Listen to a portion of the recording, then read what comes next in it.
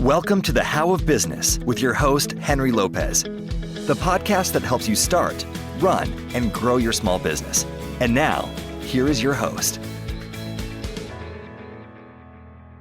Welcome to the How of Business podcast. This is Henry Lopez. My guest today is Casey Clark. Casey, welcome to the show. Thanks for having me, Henry. Great to talk to you. Absolutely. Looking forward to this. We've not had this conversation, have not covered this topic after 10 years and 606 or so episodes. So Casey Clark is the president and CEO of NAPEO, which is an organization that represents PEOs, which is professional employer organizations. And he'll explain a little bit more about what they do for their members and for the industry. But we're going to talk about how you might be able to, in your small business, leverage a PEO and when it makes sense. What size, what type of organization do you need to be where a PEO might be the right way to go? And then how do we look for a PEO partner that would work for us, that help us reduce time, increase compliance, reduce risks, and allow us as small business owners to focus on what we do best, which is to run and grow our business. You can find all of the resources and the show notes page for this episode, as well as my one-on-one and group coaching program information at thehowofbusiness.com. I also invite you to please consider joining the How of Business community on Patreon and subscribe wherever you might be listening so you don't miss any new episodes. Let me tell you a little bit more about Casey. Casey Clark is the president and CEO of NAPEO, the National Association of Professional Employer Organizations. That's what PEO stands for. And they represent the industry that helps small and mid-sized businesses manage HR, payroll, employee benefits, and workforce compliance. Casey personally brings more than 25 years of experience advising businesses, trade associations, and organizations on strategy, communication, and regulatory issues. Before joining NAPEO, he served in senior leadership roles with the American Gaming Association, FTI Consulting, the U.S. Chamber of Commerce, and other national organizations. So once again, Casey Clark, welcome to the show. Henry, thanks so much for having me. You're a great advocate already. I could sit this one out and let you handle it. Absolutely. Well, I need to learn about PEOs because in none of my businesses that I've had since my first business in 1991 have I had a PEO, but I've had clients who have had it, and there's certainly a lot of compelling reasons. But I thought we'd start with just introducing what is a PEO.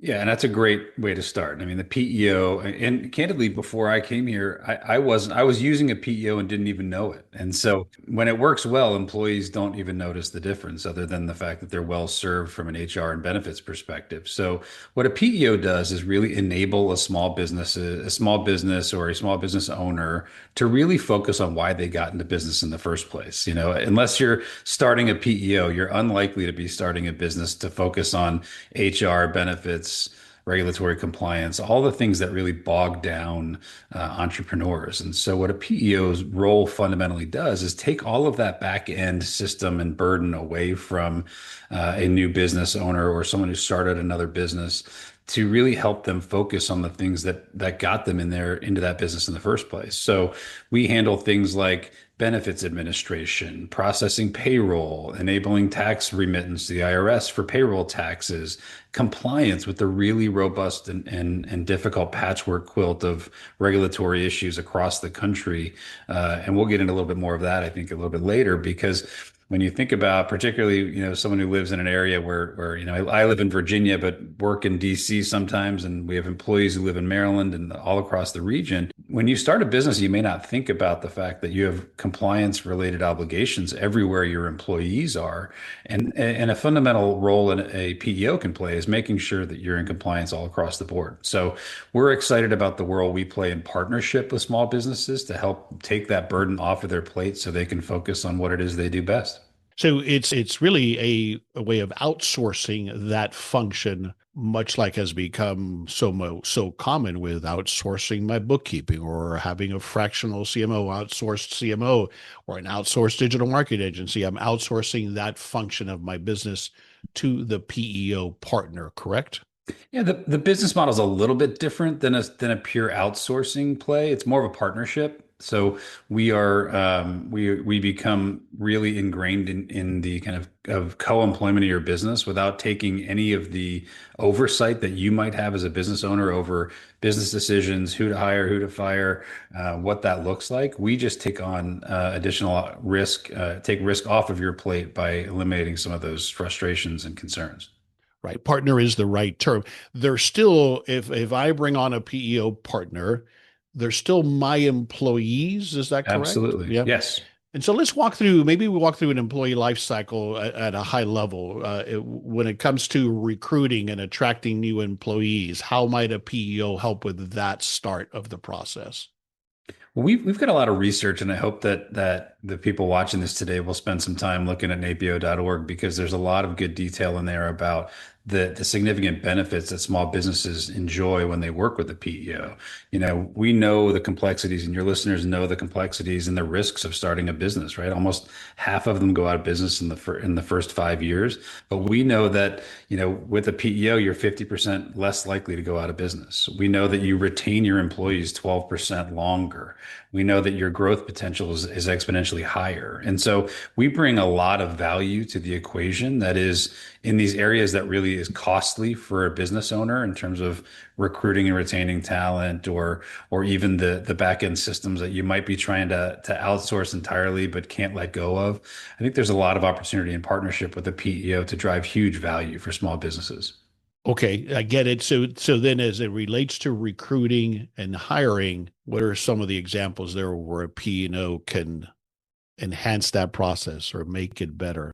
So we would work directly with a PEO client to identify the kind of talent pool they're looking for and help them attract those employees as well. But really, there's a staffing piece to the employee equation that doesn't always fall inside the PEO, but certainly something that a lot of PEOs have as an auxiliary resource. Okay. And then, of course, there's compliance components there, making sure that I'm posting the right way and that I am not discriminating and all of those kinds of things. That's where the compliance piece comes into play that the PEO organization makes sure that I am in alignment with in whatever state I am hiring in. It absolutely from the entire life cycle of the employee engagement, from making sure your hiring practices are accurate to ensuring that you're offering the right level of benefit based on the jurisdiction that your employee might be in, to how you help them through difficult processes. We've seen a lot of tech platforms masquerading as PEOs without the comprehensive H and HR that we think that the PEOs bring. That's a little bit unique to how we engage with our clients. And these traditional tech stacks are now starting PEOs because they're realizing that some of the challenges of dealing with really complex personal and personnel issues require a human engagement. And so, how are we going to help your employee through a really difficult medical diagnosis of a dependent? How are we going to help with an employee who has a challenging pregnancy? How are we going to help with any of these kind of employee related issues? Is a fundamental role that a PEO can play in support of a business without it becoming so distracting to a small business owner that it really takes away from continuing to grow the business. Right, exactly. And also, typically, what we're doing as small business owners is we're trying to do the best we can. Now, we might search ChatGPT. How do I handle this situation? I might call my attorney. Okay, I've got this complexity. What do I do here? What's my exposure? The PEO is my one point of contact for those types of things in those unique situations with an employee. Absolutely. People engage PEOs for a lot of different reasons, right? It might start with remitting payroll, but it might, grow into a more complex relationship. I think about, we all think about COVID kind of expanding the use of remote work in a way that we didn't really appreciate or engage with, at least in the United States, as much as maybe some others did. But when your employees scatter, the compliance mandates for every business owner are exponentially larger. And so what a PEO can do throughout the entire process is ensure that you are in compliance where all of your employees reside. There are a lot of states that have auto IRA enrollment. So are you ensuring that your employees live in those jurisdictions are abiding by that?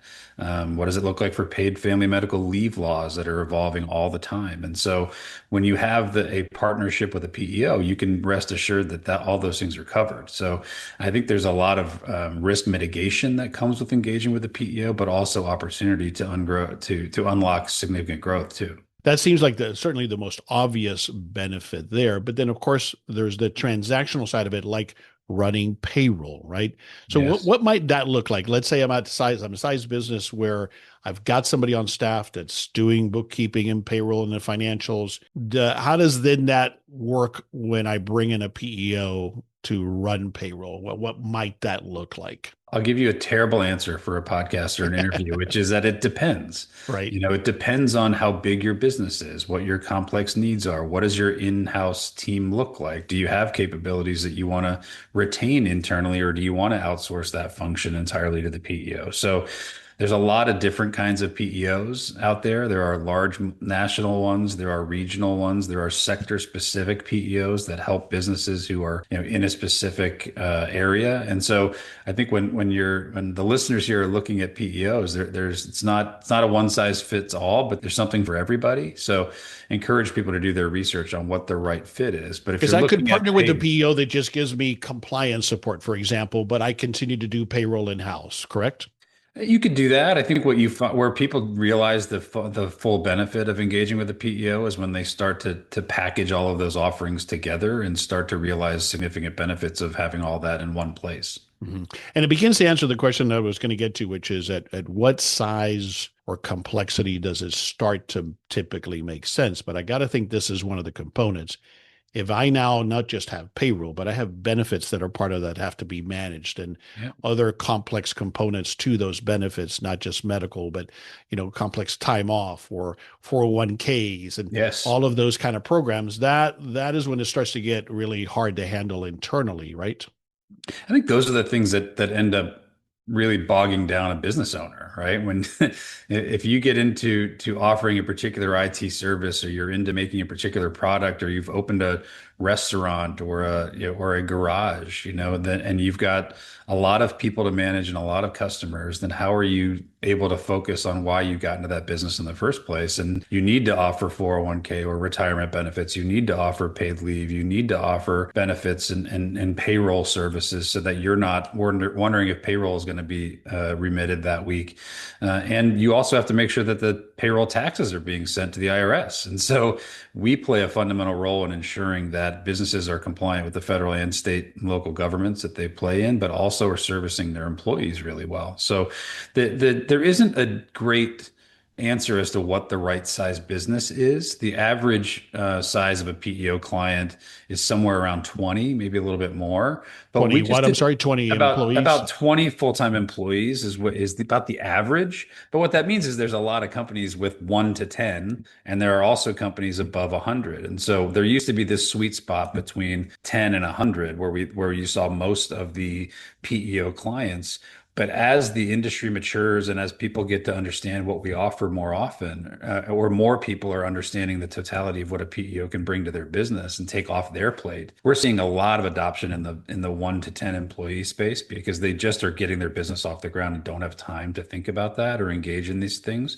And then we're seeing companies that scale enjoying the benefits longer in a PEO relationship, rather than bringing all of that in-house, which is what the traditional model used to be. And it could have been, I could have 10 employees that are all, let's say, professional level and have complex compensation structures and benefits, or I might have 20 that don't. So that's just one of those metrics. But I'm glad you shared the average 20.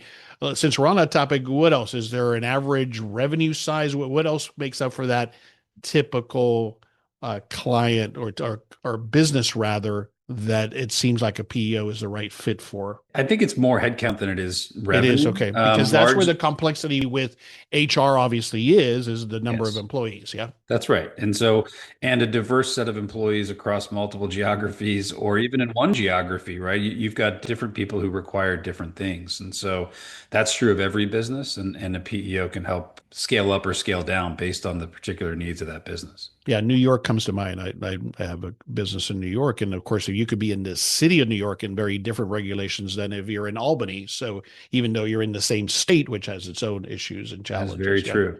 That is very Okay, true. that makes sense.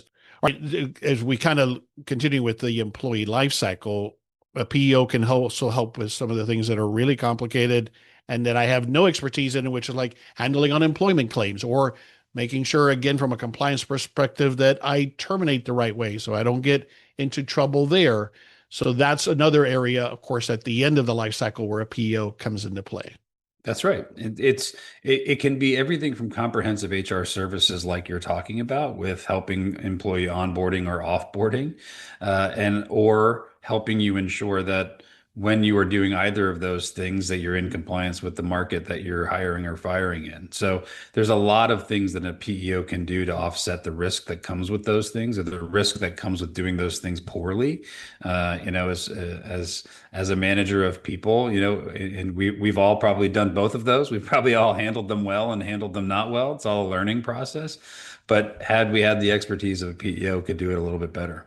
Well, it also ties back to the point you made earlier. What I find with those situations is that's where you need a person to talk to Yes. because every situation is so unique.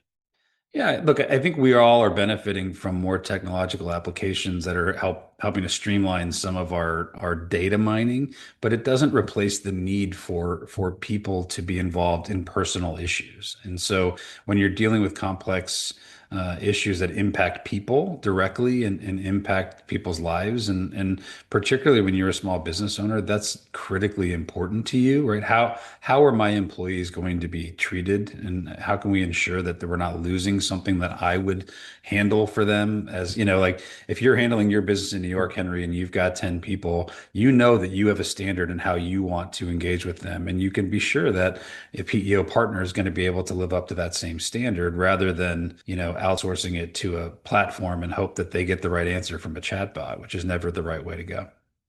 Right. You mentioned early in the conversation, you shared a stat 50% more likely to survive. If I think you said if they use a PEO, That's why right. is that? I think because they're able to focus on the business. I've got a relative who started a small business not that long ago, and once she learned about PEOs, her perspective was she thought at first when she heard about it that it'd be so expensive she wouldn't be able to afford it until she learned about what it was going to save her, and she couldn't figure out how she could afford not to do it. And that's a common theme we hear from a lot of our members and our members' clients when we talk about PEOs and how they engage with these people.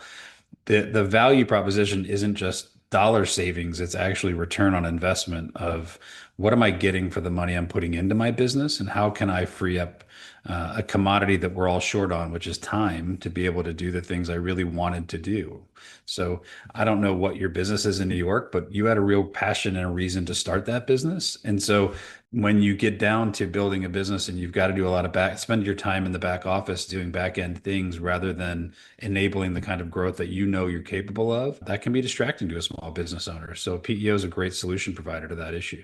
I got to think part of it is also that you're going to better retain employees who are well served from an HR perspective. PEO clients have, based on NAPEO research, PEO clients have 12% lower turnover. So that means less time you're spending, less investment you're making in finding talent that will fill particular gaps, and less time you've got to allocate to retraining people. So the real, again, that comes down to what are you saving in cost versus what are you gaining in time, and all of those things add up to value, and that's part of the real value proposition of a PEO relationship. All right, but let's talk about the pricing model that typically is the case here.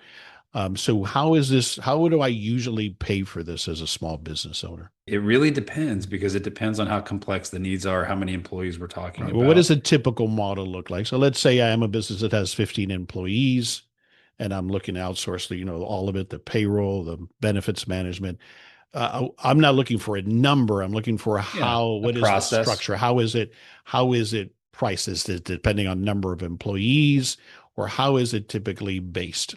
It's based on number of employees and the complexity of the relationship. So, what are the kind of health benefits we want to engage with? What are the kind of retirement plans we're going to help support? What are the other services that you're going to engage through that PEO? And so, as I mentioned, some PEOs are doing this nationwide at a massive scale, and some are doing it small, in a more regional capacity. So, I'd encourage anyone looking at a PEO to not just shop on cost, but look at the value derived from the breadth of that relationship. And so, And then what you mean there is, of course, I'm going to pay, but I'm also going to save. It might just be resources that I no longer have to have that's on right. staff, right? Or it may not be that I'm going to get rid of anybody, but I can grow without having to grow my HR department. So I got to look at that exchange of value as well, is what you're saying. Yes. That's right. That's right. And you're eliminating costly risk of not being in compliance with federal and state statute. And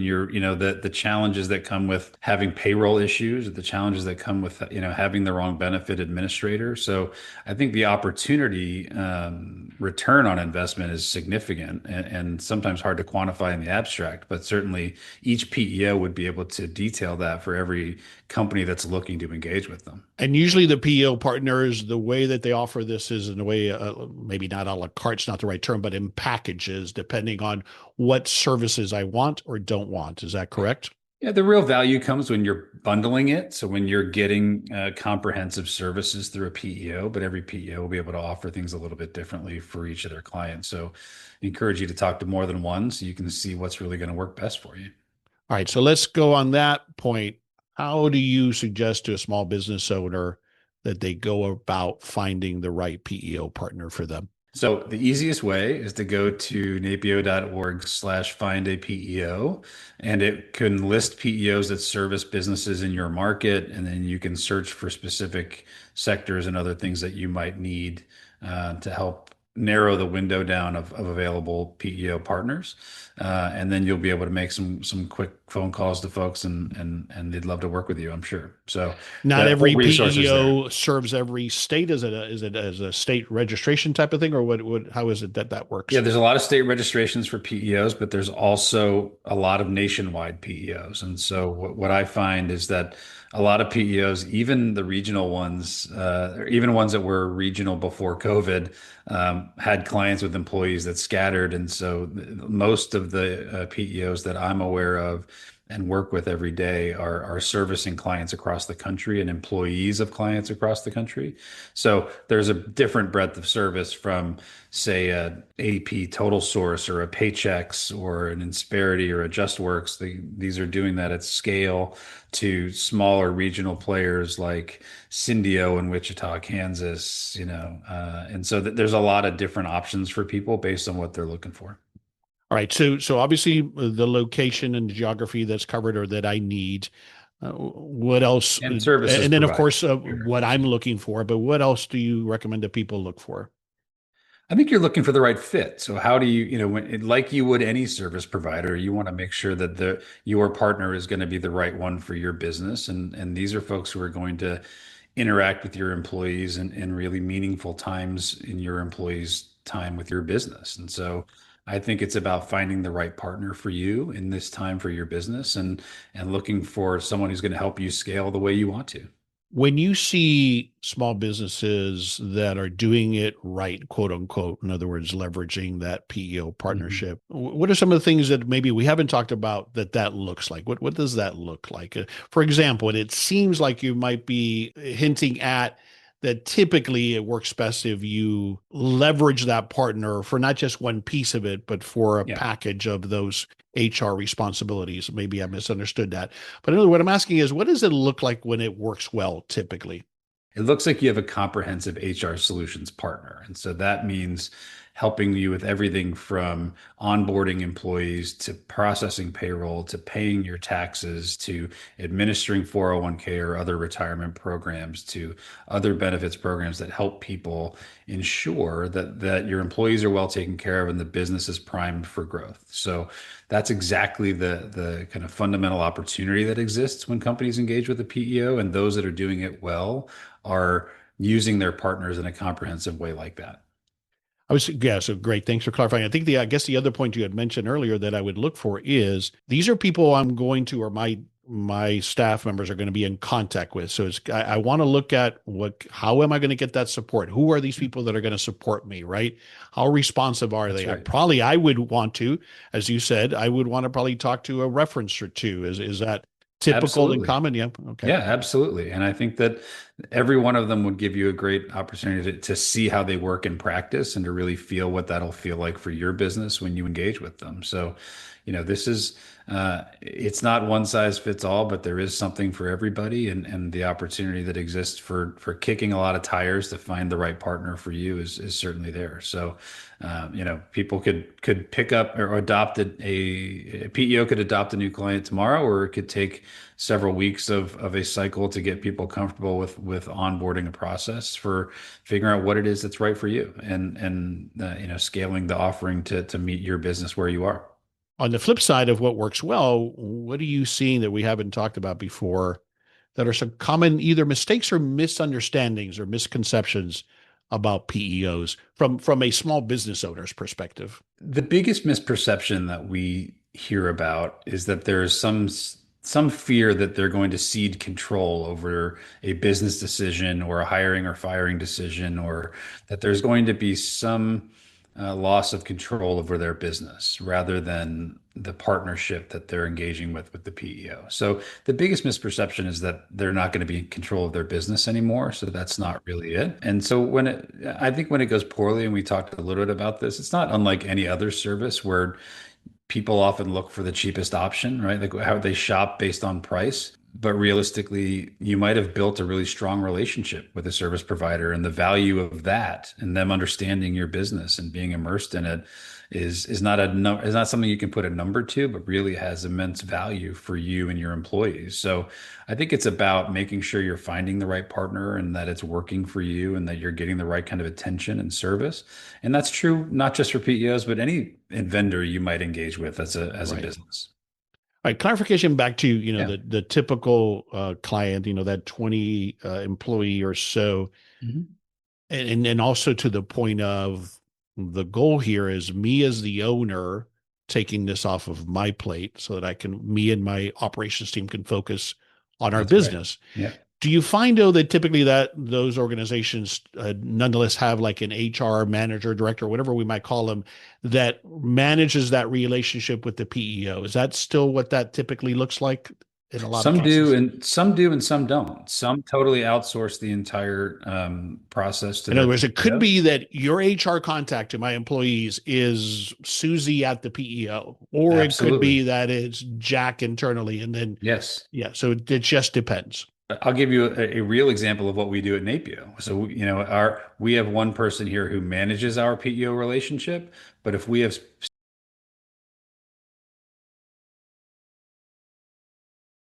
there are, like any other vendor, there's probably someone who manages that relationship internally, but it might be the business owner, it might be somebody else, depending on where that is.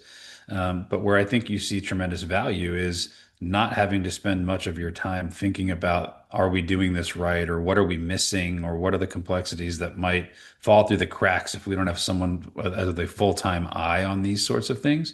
So I think the opportunity exists to really help businesses of all sizes. You might have a really ambitious business owner who's got 5 employees who just says, I need to make sure that they get paid, that they're well taken care of, that their benefits are administered the right way, that I'm not thinking about the IRS is going to come breathing down our neck because of payroll tax issues. And they don't want that burden. They want to really run. And so that's an opportunity where a PEO comes in really, really handy for them.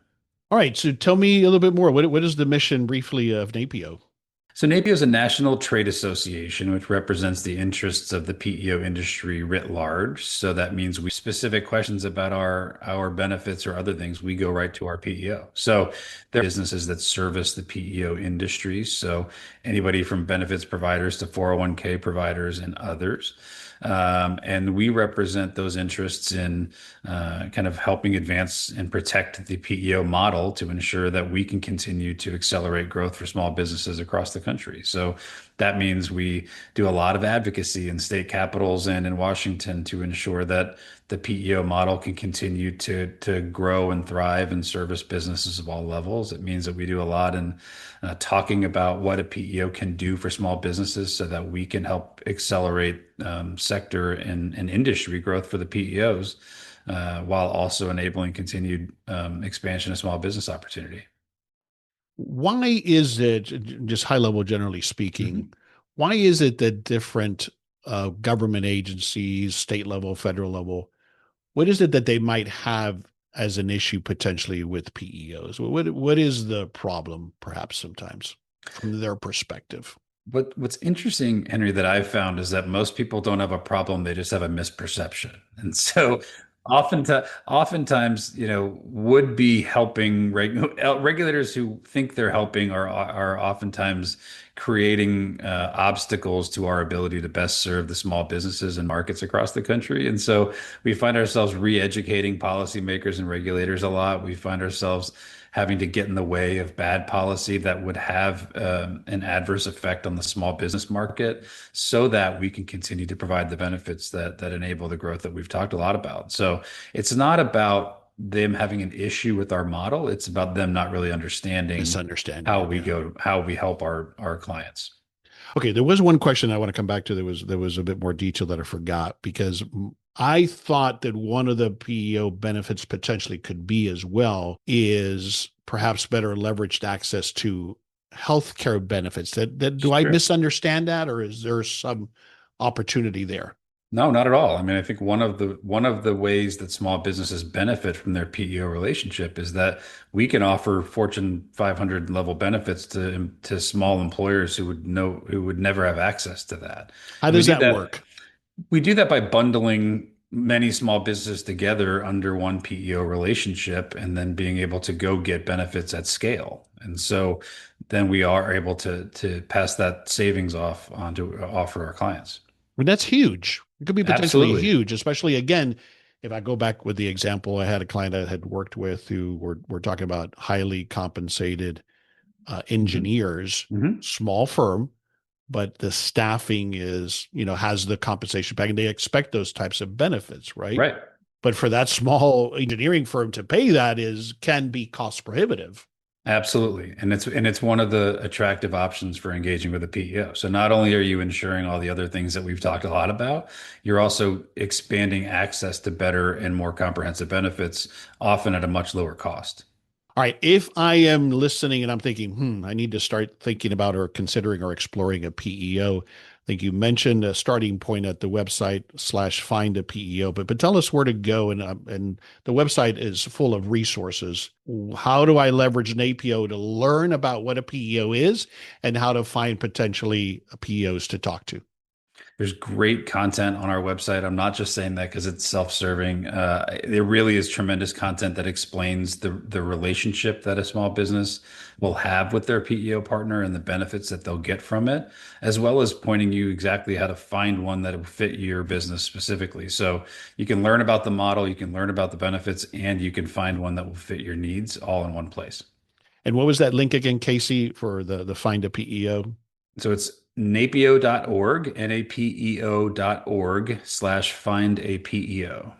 Excellent. I'll have that link on the show notes page for this episode as well at thehowabusiness.com. Is there anything I didn't ask you about that you thought he should have asked me about this? No, look, I think this is a really important conversation. I'm glad that you had me on to talk about it because, when we talk to PEO clients, they can't figure out why they didn't do it sooner, and PEOs are wondering why other small businesses, aren't finding them. And the opportunities that exist here are really tremendous. So anything we can do to get the word out about how small businesses can accelerate their own growth, can retain their employees longer, can do all the things that they got into business to do without the pain points of all the back end processes that really bog business down, the better. So, we're in the business of giving small business opportunities and enabling that kind of growth, and that should be an exciting proposition for everybody. So I hope that your listeners will be able to spend a little time digging around and finding a right partner. Absolutely. Casey, I think the thing that holds people back is I think we feel like, oh, that's not for me. I'm not big enough. It's going to be Yeah. I can't afford it. And those are probably the two things that probably have held people back from even looking to see if this is an option for them. Well, I'd encourage everybody to take a look because it's not very expensive, and the value that you generate from being able to focus entirely on growing your business is tremendous. So I would encourage everybody to think about that. We all make investments in our business that have returns. Some of them are monetary and some of them are production, right? Some of it is quality of output. And so it's not just about the return on an investment directly in dollars, but it can also mean what are we doing more for our business or our community or our people? And a PEO relationship accelerates all of that. Right. And our people is our most valuable asset and becoming more and more the hardest asset to attract and retain. Absolutely. So, Yes. so we're investing in them, and therefore, hopefully, they will see the benefit of staying with us. Yeah, and anybody who's run a business knows how costly and painful it is to find and retain really good talent. And so the opportunity to mitigate some of that risk in a high performing relationship and partnership like with a PEO, it's a no-brainer for me.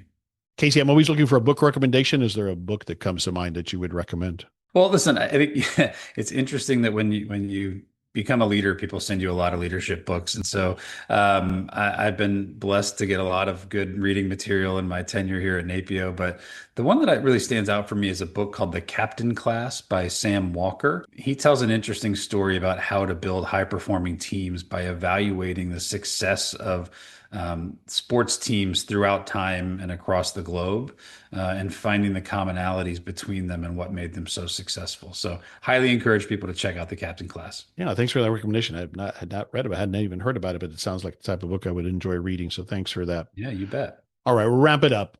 Give me briefly one thing you want us to take away from this conversation we had about PEOs for small business owners. We're small business enablers. We help small businesses grow exponentially faster, retain employees longer, and find a way to focus entirely on why they got in business in the first place. And so the opportunities that a PEO partnership produce for small businesses are huge, and I'd really encourage everyone to check it out.